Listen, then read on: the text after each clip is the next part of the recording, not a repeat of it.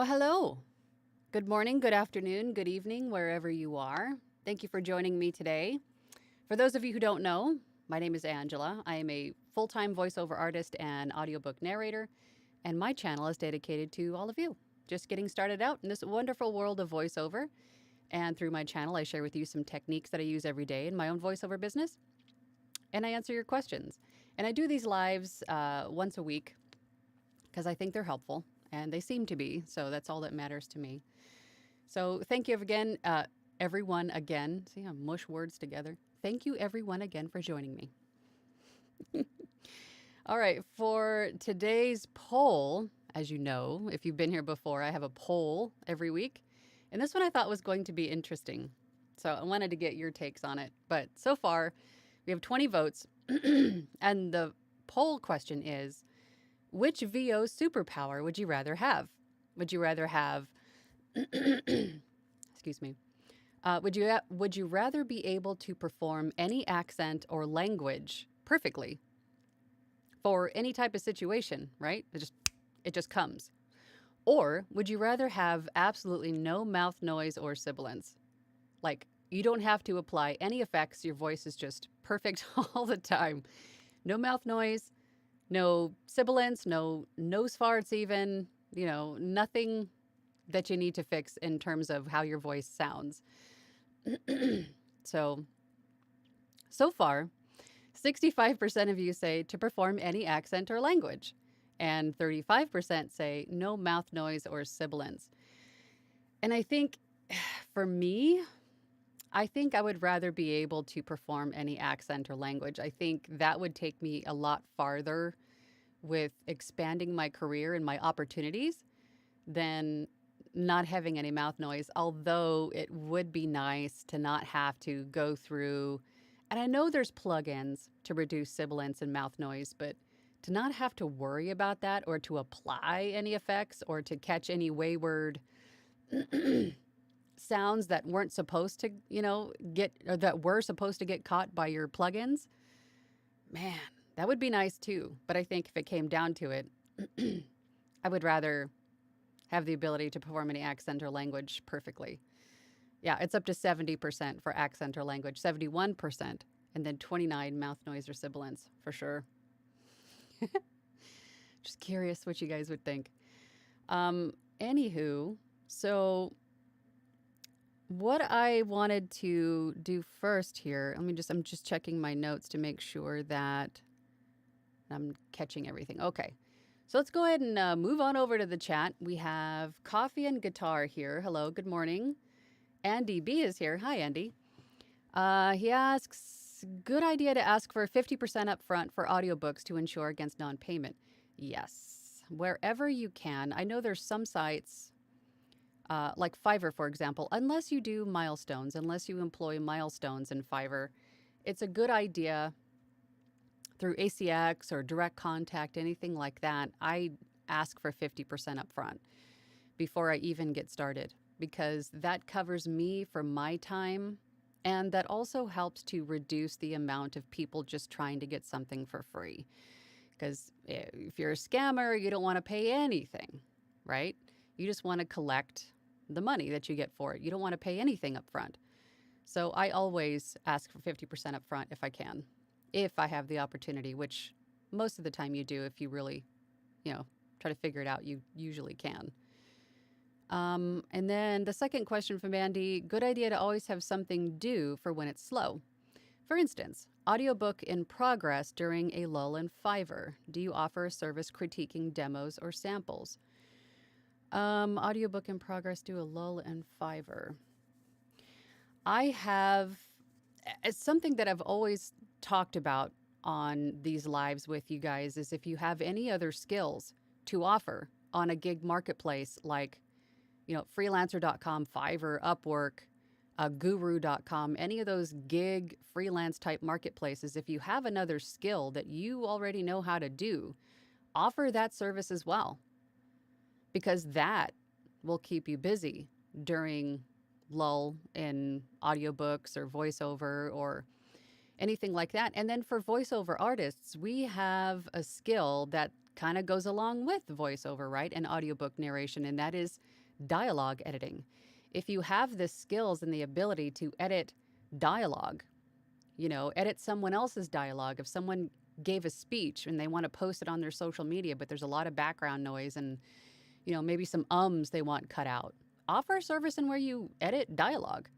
Offer a service in which you can format and master files for Audible, for other audiobook narrators. If you know how to edit video, offer a service where you can edit video and add voiceover to it. There's all kinds of different ways. If you just think outside the box, step outside, right, and really think about what skills you have and how you can offer those as a product to someone else, and then offer those to keep you busy. And in the same vein, if you're on Fiverr, for example, and you offer this gig on Fiverr along with your voiceover, audiobook, everything else, that gig may get more traffic than anything else. And all of that traffic that goes to that gig is going to improve your algorithm as a whole. So all of your other gigs get boosted at the same time. So it's all good things. And plus, you're diversifying your income a little bit. I mean, it's all coming from the same place. Yeah. Or from the same platform, right? But you have multiple skills that you're offering for service for a fee. So I think that's absolutely a good thing. In terms of me offering critiquing demos or samples, not really. I do have a one-on-one service that I offer to other people who just want to ask me questions for a half an hour. If that's what they want me to do during that half an hour is to critique their gigs or demos or samples, then I would be happy to. I do also have a Fiverr gig review service that I can do for you as well. All of that's found on my website, voiceoverangela.com. I know when you're first starting out, you have different needs, and a lot of people like to learn different ways. So I offer a one-on-one service, and I offer courses, and I offer my platinum group, which I think is a heck of a good deal. We meet every week for about an hour, and I offer scripts with my platinum membership. I mean, I have all kinds of different ways that you can learn and pick my brain, right? Yes, the frog came back. Gosh. Terry Rustad is here. Hello. Hello, hello. Hey, Angela. Happy Tuesday. Happy Tuesday to you, Terry.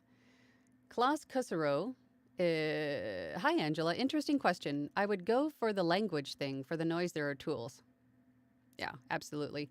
But I've got it in my head that the less effects that you can apply, the better off you are. If you don't need an effect, the less destruction is going to happen to your voice in the process, albeit probably small. It's probably small a bit of distortion, but still, I would rather not have to apply any effects if I don't have to. But, you're right. Voiceover Van Deen is here. Good morning. Hello, Angela. I've brought the frog, but I'll try and keep him here with you. You didn't. You failed because he is here bugging me. He's a slippery little guy, isn't he? Gina Buchholz is here. Hello. Thank you for joining. Thank you for the video advice. It all helps. Good. I'm still at the studying stage, no equipment until I know what I want. I'm hoping to be able to start the business by the end of the year. I say go for it. Go for it. Just pick something and go for it. If you want some examples of things that I recommend, and I hate to keep plugging my website, but it is what it is, I have a page on my website, voiceoverangela.com, that the tab is called VO Gear. Those are all things that I have either personally purchased and used and that I recommend, or things that I have heard very good things about from other voice artists that I've worked with, that I've followed, that I admire, peer-reviewed, right, items. So if you want some tips on some good equipment, go to my page, VO Gear, on voiceoverangela.com and check some of that stuff out. But I say get started. Sooner the better. Right? Kirk is here. Hi, Kirk. Hello, darling. Buongiorno, Bella. Oh, thank you. Joy West is here. Good morning, Joy, from Southfield, Michigan. Doop-a-doop-doo. It's going to be hot today here in Phoenix. It's supposed to be close to 100 already. God. Then Joy says also, I like your weekly chats because I find them to be very helpful. Well, that's good. I'm glad. I'm glad that they are. Briscoe VO says, what are your go-to tools, plugins for editing? Ooh. I am a big fan of the Isotope RX9 mouth declick plugin. But that plugin in particular is only available in the standard and the advanced packages, which they were on sale yesterday through sweetwater.com. I don't know if they're still on sale today, but the Isotope RX9 package was on sale yesterday through Sweetwater, which if it's on sale, go and get it. I'm telling you, you will not be sorry. And again, you don't want the declick, you want the mouth declick, which is only available, I believe, if it's still as it was yesterday, it's available in the standard and the advanced package, which is the middle package and the large package, basically. But that singular plugin has cut my editing time down by like 80% because it targets mouth noise, right? You know, those noises that just drive us insane, the bane of our voiceover existence. You don't have to go through your file and manually remove all of that noise or just have it stay in there because you can't figure out how to remove it. That one plugin, excuse me. Gosh, I was so happy when my allergies go away. Has saved me so much time and is worth every penny, many times over. I'm a big fan of that one. And then also the other one that I recommend, if you don't have Adobe Audition does have some great tools for noise reduction. Even if you have Adobe Audition, NS1 from waves.com is a great plugin for noise reduction as well. It's good in that it doesn't, typically, most noise reduction plugins will, destruct your voice a little bit, will distort it, muffle it, make it sound a little bit tinny, almost, pixelated even, I've heard. But the NS1 plugin does a really good job of reducing the ambient noise in your room and around you, and without doing hardly any damage to your voice. I mean, if you crank it way up, right, to remove a lot of background noise, you're going to sound a little bit muffled. But it does a really good job of distinguishing between the two, the dialogue and the noise, and then reduces the noise in and within your voice. So it's a good one too. But those are pretty much my absolute go-tos for editing. Where am I? Brett Provo, hello. Good morning from Western Massachusetts. Nice. And then we got John Popovich here. Hey, yo, from Illinois. And then Ron is here. Good morning, Ron. You know what I'm going to ask you, Ron? Did you get your gig up? You and I talked yesterday about getting this new gig up. So I'm checking in with you. Did you get it up? Is it live? Let me know. Okay. Professor Tracy is here. Hey. Hey, from Minnesota. I have a few questions. Well, you're in luck because I may have a few answers for you. Let's see if we can get rid of this frog. I'm trying. And then Elle is here. Hello, Elle. Hi, Angela. Curious. I've seen on ACX advice to provide a sample of the beginning to make sure the client is happy with pacing, tone, etc. Should I provide a short clip for Fiverr narration? First gig. Oh, to make sure that the client, just like ACX, would you have the first 15 minutes due?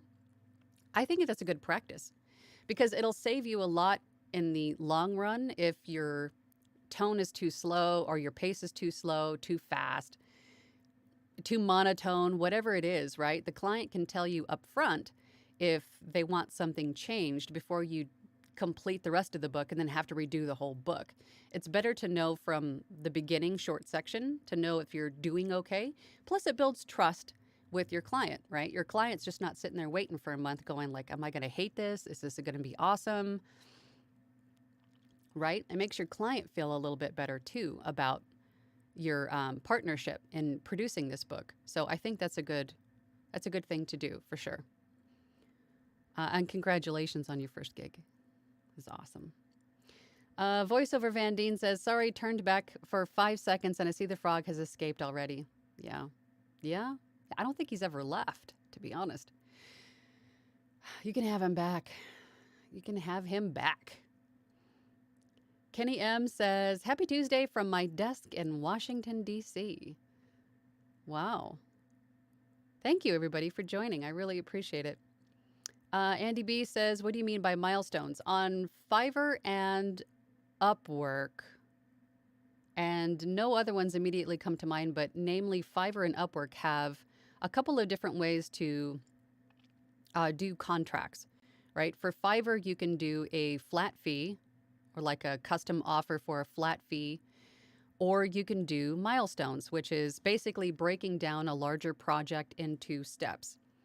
So instead of saying, okay, in 30 days for X amount of dollars, I'll have this audiobook done for you. If you do milestones, you could say, I will have the first 15 minutes due by 7 days for this amount of money. And then once that's approved, you get that amount of money. And then you move on to the next milestone, which could be the remainder of the book in this many days, in 21 days for the remainder of the balance, right? So you could break up a larger project like an audiobook into milestones, or you could break it up into 50-50, right? 50% is due on this date for this amount of money, but you have to be able to deliver them something with that milestone. So typically that's usually how they're broken up, is the first 15 minutes, right, for X amount of money, and then the remainder of the book. But I don't like milestones. I would rather have everything done on Fiverr. I would rather have everything done through the one flat fee order. But that's just me. But they are available if you prefer to work that way. All right, let's go check the poll really quick. All right, so we have 30 votes. And the poll today was, if you're just joining, was which VO superpower would you rather have? Perform any accent or language, or no mouth noise or sibilance at all. And you're limited in words that you can put in there for the questions. So I wanted to add like nose farts and, every kind of distracting mouth noise, right? And 77% of you say, 31 votes, 77% of you say you would like to be able to perform any accent or language, which I think is probably going to be the most useful, right? Because it broadens so many doors or opportunities, right? To record lots of different other books in different languages, and then to perform character accents perfectly. Oh my gosh, that would be an amazing superpower to have.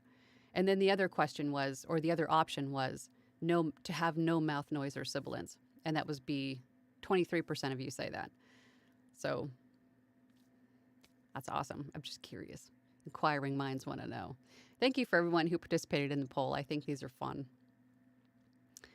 Where are we? Dean Bruno says, hey, I was just curious, when you started out, how did you navigate how taxes work with being freelance? Really, I spoke with my attorney. I found some tax professionals and asked them some questions. Most of the freelance marketplace or the pay-to-play sites or all of those sites will have you, well, some of them, I shouldn't say all, some of them want you to sign W-9s, right? Some of them will want to know if they need to withhold tax for you or if you're going to figure it out on your end, right? I am not a tax professional. I can't give you tax advice, but I can tell you that I did my research. I did my research to find out which way I should go, and then I eventually became the LLC, and then my taxes, of course, go that way. But it's hard to go into taxes without, potentially getting in trouble because I'm not a tax professional. But all I can tell you is to do your research and make sure that if you are offered the opportunity or if you're on a site that wants you to fill out a W-9, do it. That's about all I can say on that without being a tax professional. I apologize. Brittany Beck, hello. Hi. Do you recommend following up on ACX auditions if you haven't heard back in a while? I guess it depends on what your definition of a while is. If it's a week, maybe not. If it's 2 weeks and you still haven't got that sorry you weren't chosen letter, email, I might follow up. I might follow up in a couple weeks because you never know. Some people say, okay, because I think I would do the same, right? I would say, okay, I need to do all of this stuff before I can get my audiobook, before I can start selecting a narrator from my audiobook. I've got all this stuff done. Okay, now it's posted. Now I've got now it's open for audition. I'm going to go on vacation while I collect all of these auditions. You never know, right? And then when I come back from vacation, all fresh and rejuvenated, I'm going to go through all these auditions. Or maybe they got sick. Or maybe they're waiting for more auditions to come in. It's really hard to say. But usually after a couple of weeks, you could reach out to that customer or that rights holder again and say, hey, was just following up. I could do this in a different tone, a different pace. I can give that character a different pitch, whatever it is, right? Just say, I can completely do this a different way if you like. Just let me know. Just kind of poke them to answer a little bit. You could do that. But you never know. Sometimes people get sick. It's hard to say. But usually after a couple weeks, I'll probably follow up and just say, hey, is there anything else I can do for you? Any other samples that I can provide? Would you like to hear a different section? Help me help you, right? I lost my place. Robert Palmore says, how deep does that frog go? Knee deep. I've always had like sinus issues, which really, really sucks.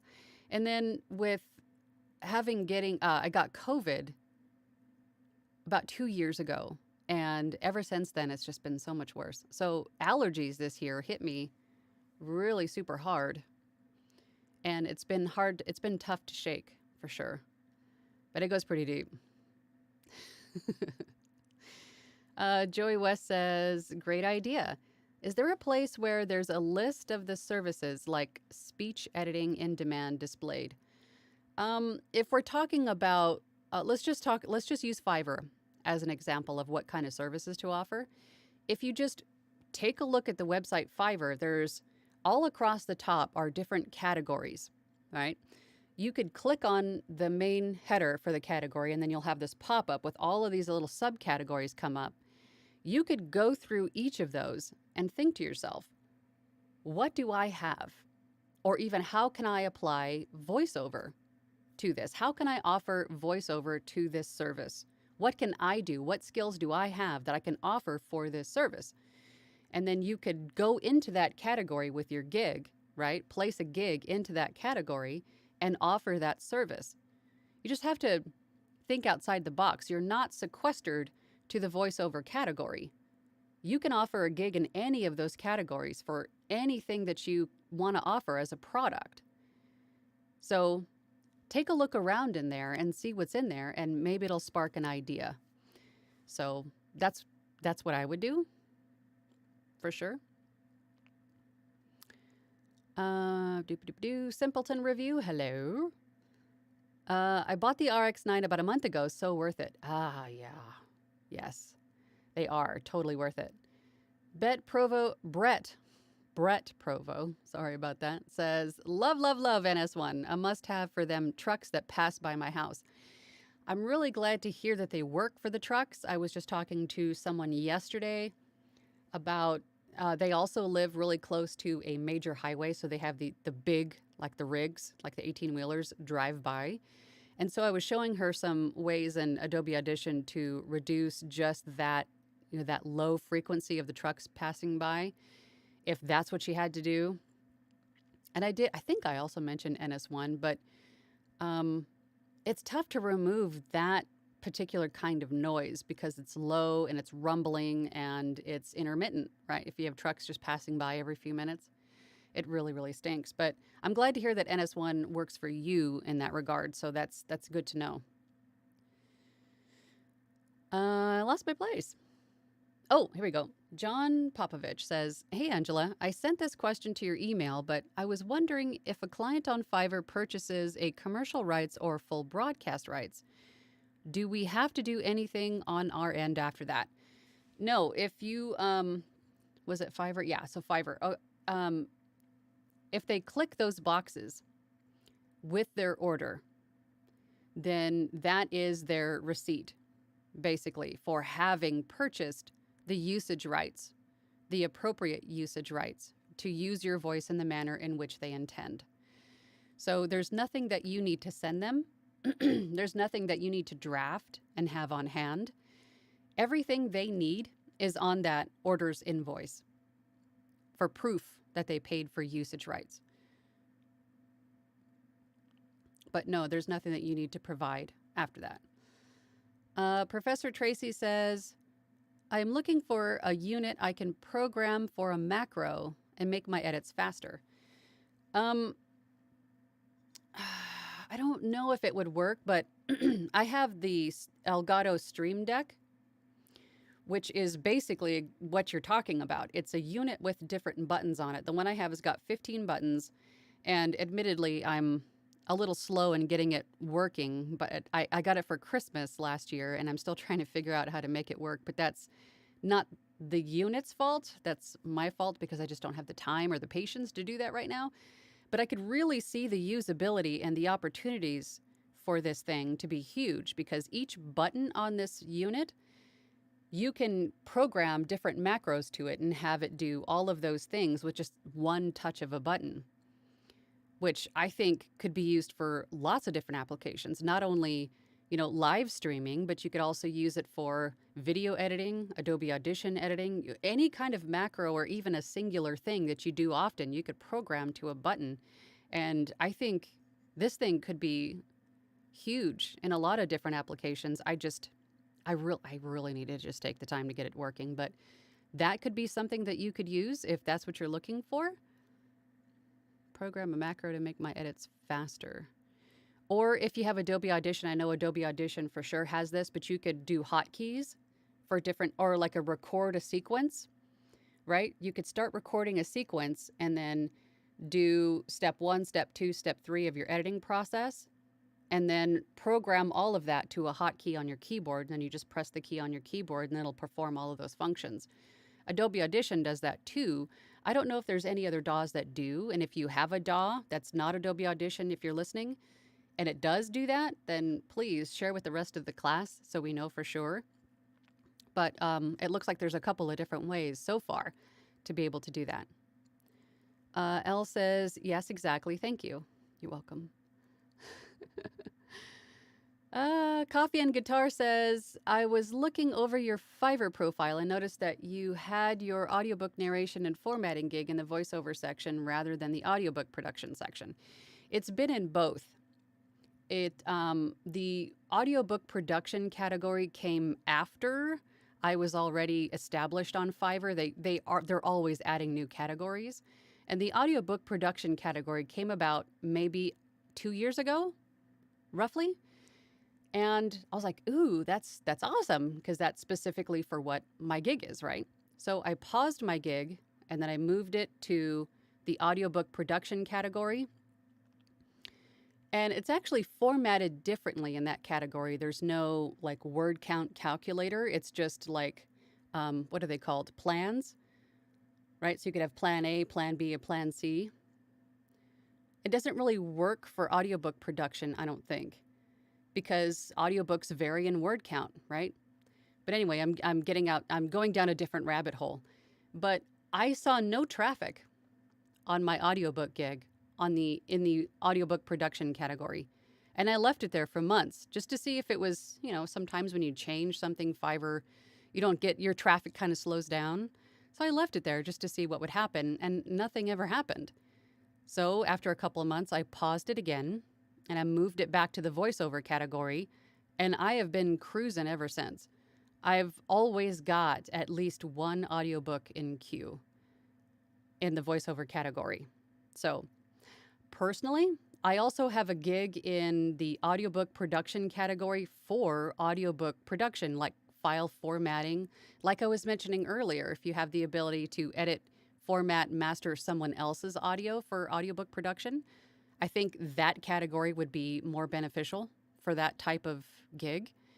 That gig of mine is paused right now because I'm just too busy to edit other people's audiobooks. I'm busy enough as it is, but I think it's better suited for that type. But try it. Try your audiobook gig in both categories and see where it does better for you. But for me personally, it works better in the voiceover category, so that's where I've left it. And would you be able to explain why? Yes, absolutely. Chris is here. Hey, Chris. Good morning. Good morning. Must destroy all mouth noise. I think it's time to upgrade my DAW and look at RX9. Yeah, Chris, did you check out Adobe Audition and Reaper? Did you check those out with the free trials? I'd be interested to see if you did and which of those that you liked better. But again, RX9 was on sale yesterday at sweetwater.com. I don't know if it still is. I would imagine if it's on sale there, it's probably on sale at Isotope 2, the direct website, isotope.com. Again, I'm not sure, so don't quote me, but definitely check it out because the RX9 is a great bundle of plugins. The mouth, if someone could create a defrog plugin, that would be great. But the mouth declick plugin in that bundle for RX9 is not the only plugin, too. There's several others in there. There's like a DS, there's like a D-hum. There's lots of other plugins that come along with it that are also very useful. D-reverb in a couple of packages, right? Which is a good one if you have a little bit of reverb in your room and you just can't get rid of it by treating your room properly. I always recommend doing that. But I mean, if you just can't figure out where it's coming from, you can add a little light D-reverb. But definitely check it out. RX9. Sean Lester 007 says, I'm finishing up my 13th book since starting in January. Congratulations. I didn't turn down any offers, which meant I produced some books I know won't sell and are not very good. But it was a good and necessary experience, I think. When and how did you move on to more profitable contracts? Are we talking just solely audiobooks? I think when I started to get books through Fiverr, I think is when it really started to become profitable. Because royalty share is great, royalty share plus is great, but to be paid for your time that you spend on the book and that's fair and you're comfortable with it, I think that's a better way to go. Unless, of course, if we're talking like a book that's just super epic, like Lord of the Rings type of a epic, and that could be really good for royalties because it's a large book. So the sale price is going to be large. And then, of course, in turn, your chunk is going to be large and then many, many sales. But what's the probability of any of us getting that right off the bat? Very slim. So I think when I started to sell my services on Fiverr and Upwork for audiobooks, I think is really when it started to take off for me. And the more of those that I got, the better I got at my craft. You know, the better I got with editing and just streamlining my process and learning what I could do with my voice in terms of character, right? Different character voices, male, female, kind of honing all of that. So every book that you do, even though you're not completely happy with it, is still good because it moves you forward. It's practice, it's experience, it's a title under your belt. And the time you spent doing it is still worth it because you probably learned a few new things that you can apply going forward to your next few books, right? So, but that was about close to a year in, I think, is when I really started to get into a nice stride and making some money with audiobooks. Maybe 6 months, between six months and 12 months is when I really started to see a pickup. VoiceOver Van Deen says NB RX9 Elements is still on sale at Sweetwater at $29 plus. Then you buy the upgrade to standard at $149. This saves you $121 over buying standard outright at $299.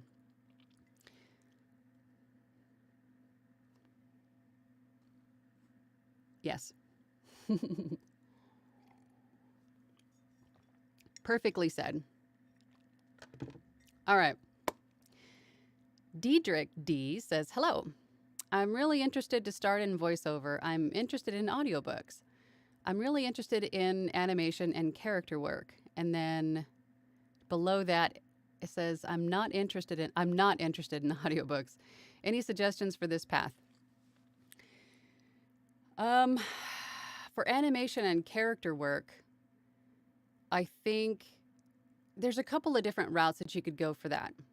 And I have not gone down that particular path, so I don't know the specifics, but I would imagine if I was, that I would definitely have a gig for character animation voices on Fiverr, Upwork, anywhere else that I could, and have a nice demo made for samples.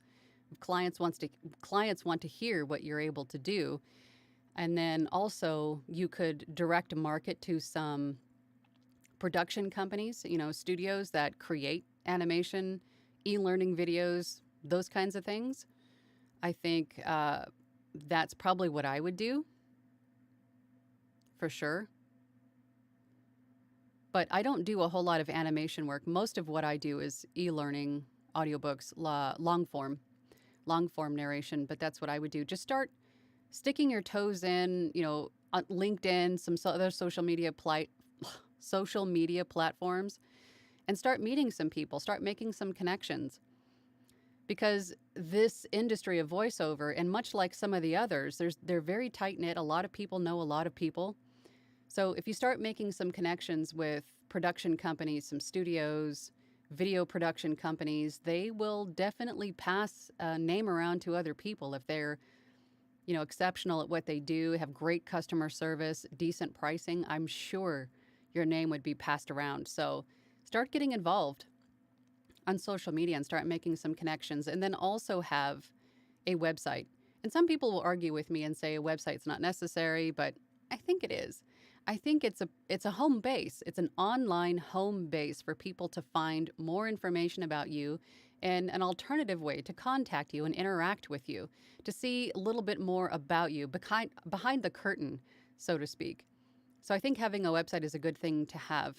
And then, making these connections on social media, link your website so people can learn more about you, having some gigs and some samples on some pay-to-plays like voices.com, et cetera, et cetera. Be everywhere with your talent and offer it everywhere. And being everywhere adds to your SEO, right? If someone searches for you on Google and you come up in 15 different places, then that adds credibility for you too. Makes you easy to find. So I would be everywhere with that skill and that talent for sure. Joy West says, Angela, I got my first gig in voiceover and role play. Awesome. I read a script in a phone call and I like what I do, but I want to go into audiobooks. What's the best way to become an audiobook narrator? I would say, first and foremost, listen to audiobooks. And you should have a passion for books yourself. If you yourself are an avid reader and you love books, it's going to be that passion for the books themselves is going to take you very far in this industry.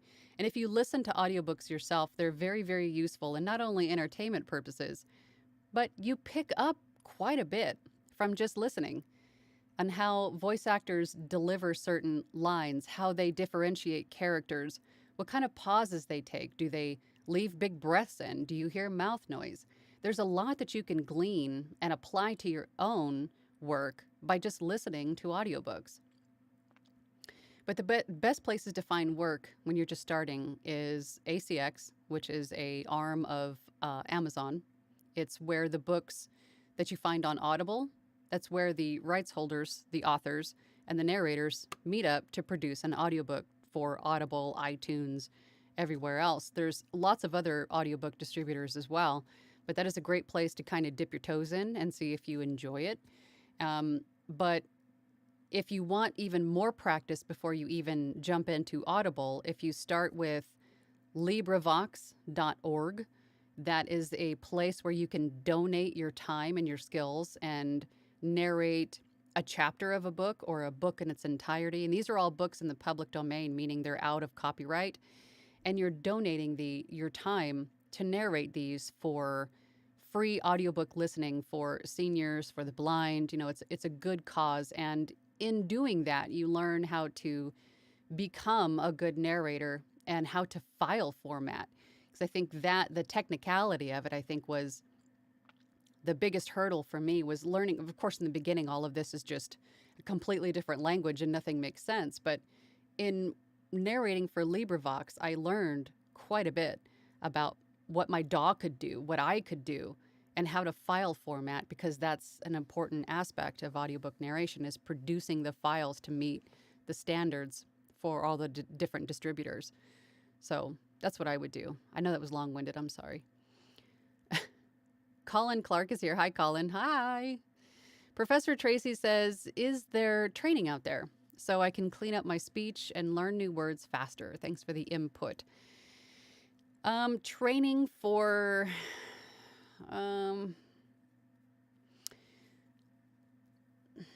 I guess it depends on what exactly you're looking for training on. I think learning new words and cleaning up your speech comes with, you could either get in touch with a vocal coach, a dialect coach, a voiceover coach.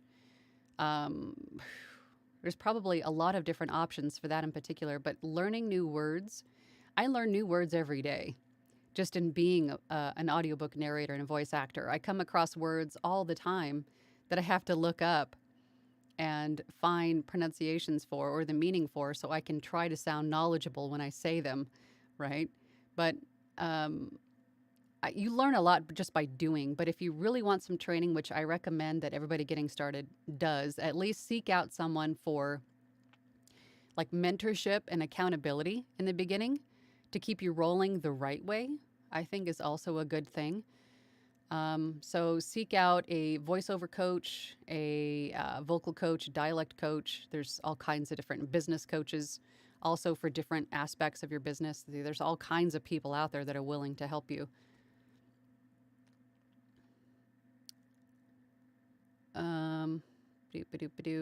But I think when you said cleaning up your speech and learning new words, a lot of that comes with just practice, right? Learning how to enunciate and inflection and reading out loud. If you have books on your shelf, grab one and just start reading it out loud and you'll see what I mean.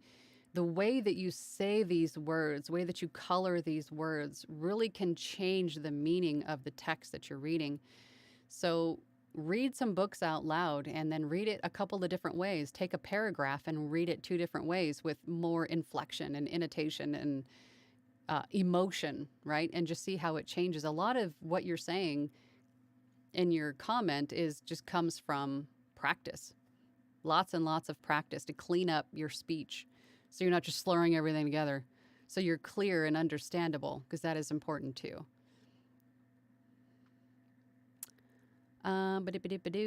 Scoremore says, have you ever paid for an ad for your voiceover gig, like on Facebook? I have not. I mention my social media manager mentions my Fiverr gigs for me. And through Fiverr, I have my gigs promoted. So I actually pay to have my gigs promoted through Fiverr, but outside of Fiverr, I do not. I do not pay to promote my gigs.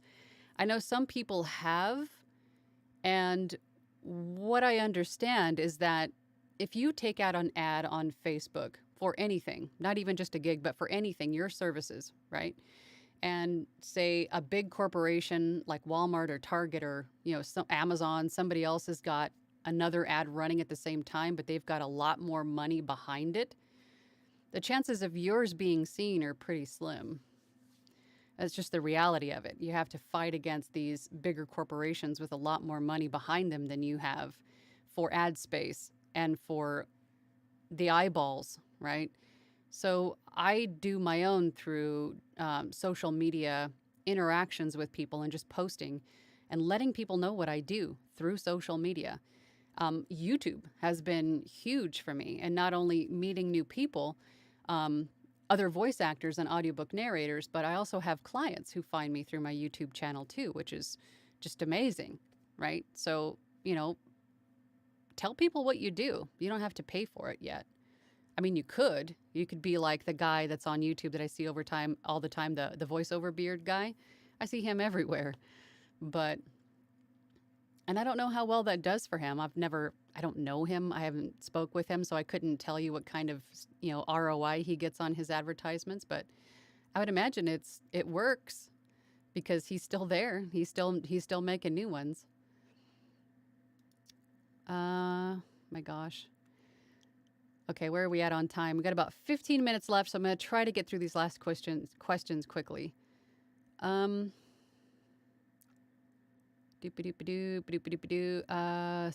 Lester 007 says solely audiobooks through ACX.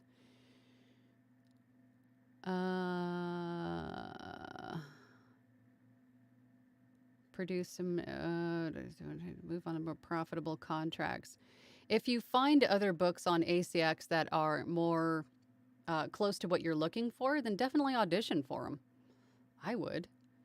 I don't care if let's just say that your rate was $50 per finished hour, and the book that you want to audition for, they're looking for 100 to 400 per finished hour, meaning a more experienced narrator, maybe.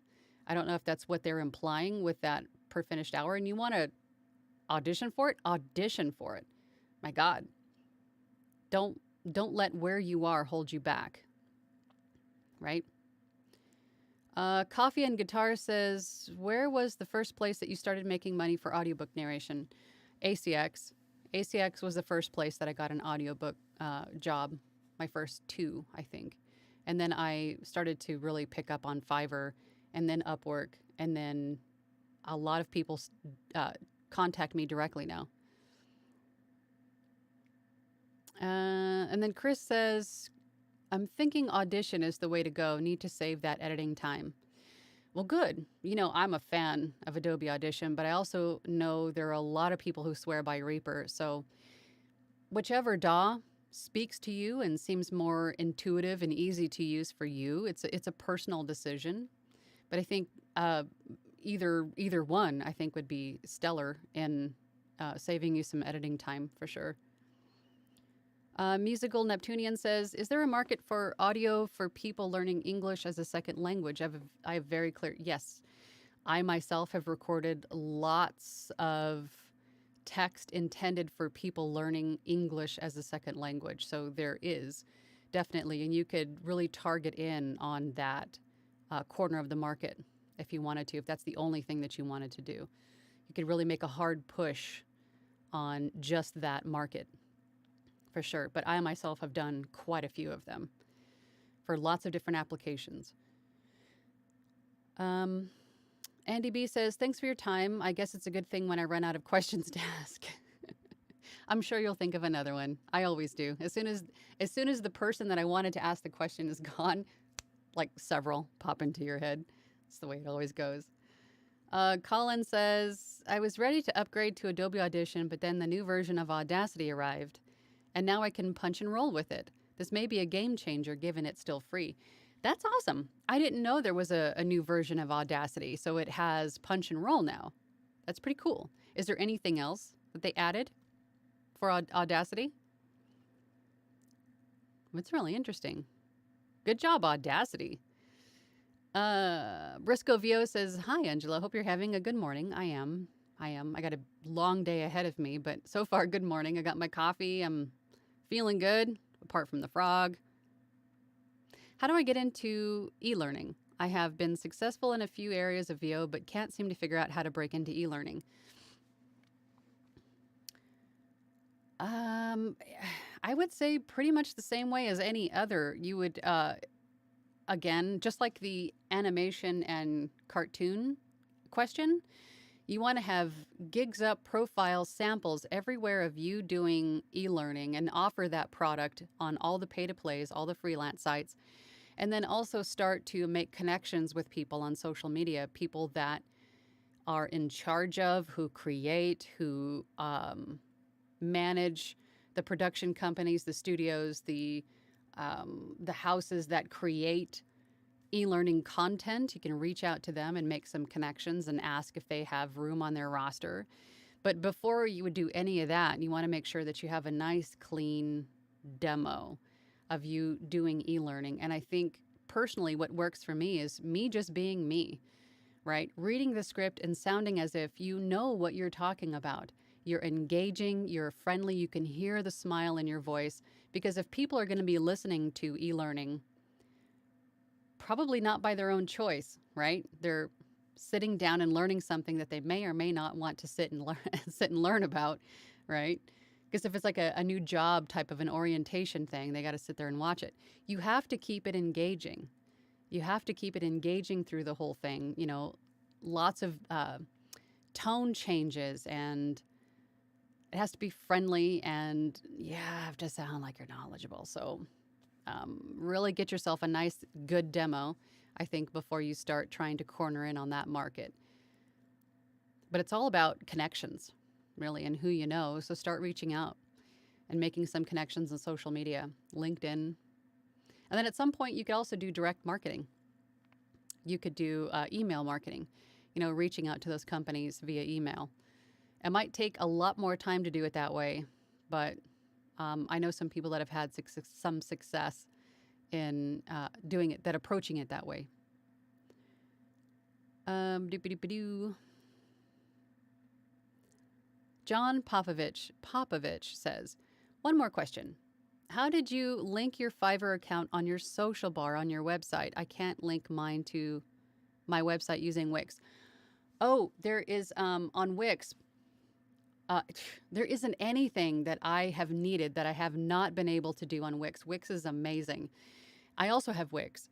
And if you go to the edit, right, if you're editing your website and you go to, I forget which of those drop downs when you're adding an element, I think it's something like social and something with social in it, but there is a button that you can add to your web page that's got links to all of your different social media accounts. So you just add that to your page, and then you can manually enter in each one of those social media platforms that you want to link to your website.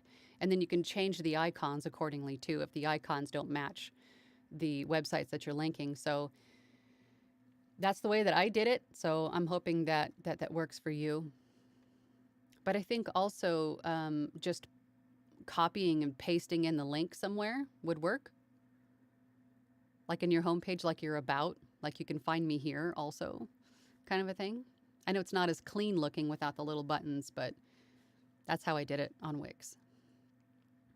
John Popovich says, thanks again for all you do. Thank you for watching and for joining the conversation. I appreciate all of you who take the time to hang out with me, you know, and listen to me and the frog host this show every week. So I appreciate y'all. And don't forget to like this video too. Liking is a big deal. It tells YouTube that you guys actually like me and what I'm doing here. So, and that helps to boost my content to be shown to more people looking for this information. So if you could like this video, I'd really appreciate it. I would say subscribe, but I know all of you are subscribed because I don't think you can comment on this video without being subscribed. So for that also, I thank you. Andy B says, LinkedIn is good, I would think. Yes, LinkedIn is a very good place to be for making those connections for other businesses.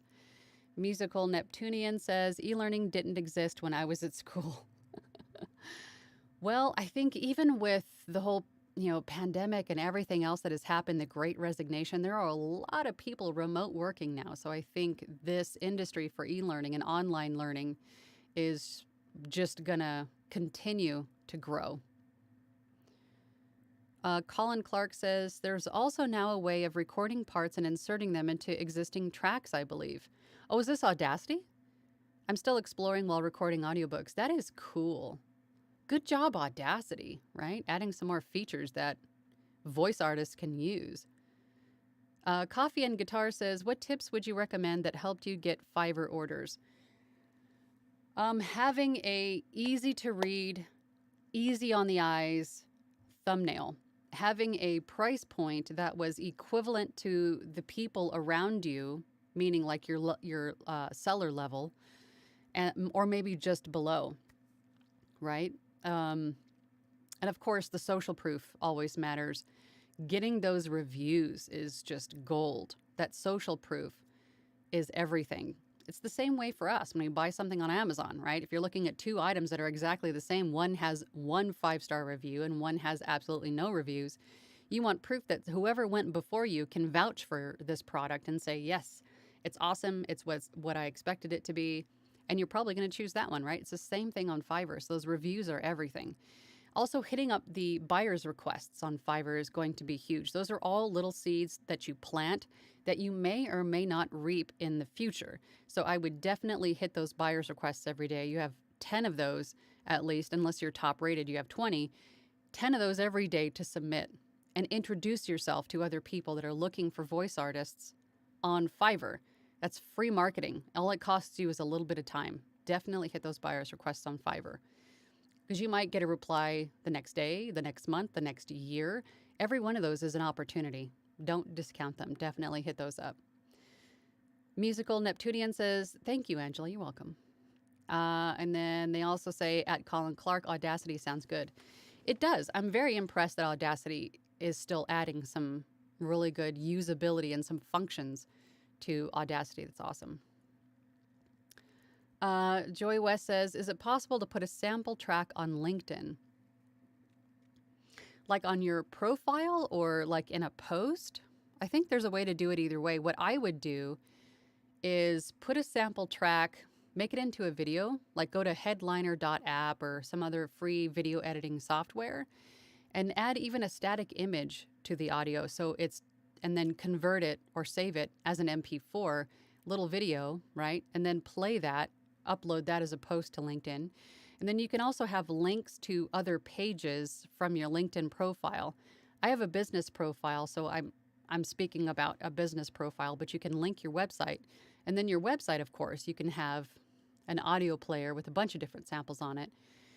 I don't know if you can put it directly on your profile, but that's how I would approach sharing samples, is by making them a video and then making them a post. Hey, check out this thing I just did, right? And then share that. Colin Clark says, I've used it now since starting audiobook narration and find it easy to use. Plus it's free. Yeah, there's nothing wrong with free, right? Well, that's awesome. I'm glad that they're adding those elements. It'll be very useful for audiobook narrators and voiceover actors everywhere.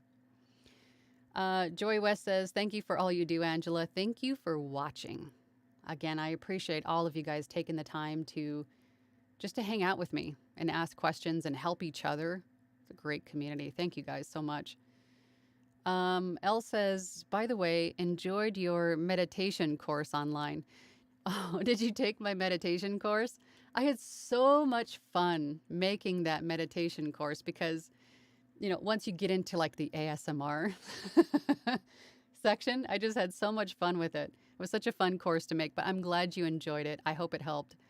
Thank you again.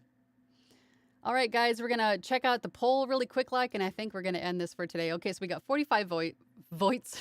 We got 45 votes. Which the VO superpower would you rather have? Perform any accent or language, or no mouth noise or sibilance? 69% of you said perform any accent or language, and 31% of you said no mouth noise or sibilance.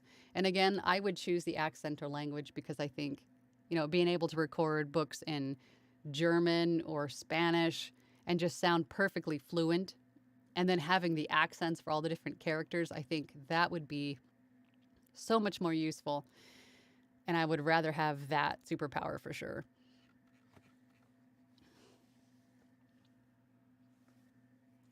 Oh, Coffee and Guitar says, what is your website URL? It's voiceoverangela.com. It's actually on the screen there. www www.voiceoverangela.com. That is my website. Yes, so funny. ASMR, learned a ton. That was my favorite section. That was so fun to do. Colin Clark says, so glad I managed to get to the live today, Angela. Fabulous as always. I hope everyone here's part of your Facebook group too. Yes, if you're not part of my Facebook group is the VO Workshop. We've got over 600 members on there now, and everybody there is very supportive, very helpful. You have permission from me to upload your samples for feedback. Come and join, hang out with us. We are a lot of just nice, supportive, helpful people. We're not gonna, be judgy, right? I don't like judgy. So come on down. Musical Neptunian says there was an author called Cynthia Voigt. What did I miss? An author called Cynthia Voigt? What am I missing there?